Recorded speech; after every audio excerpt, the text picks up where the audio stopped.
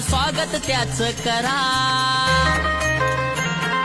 समाजासाठी लढणाऱ्यांची सोबत आता धरा. हे बदलाचं आता वाहतय वार, स्वागत त्याच करा.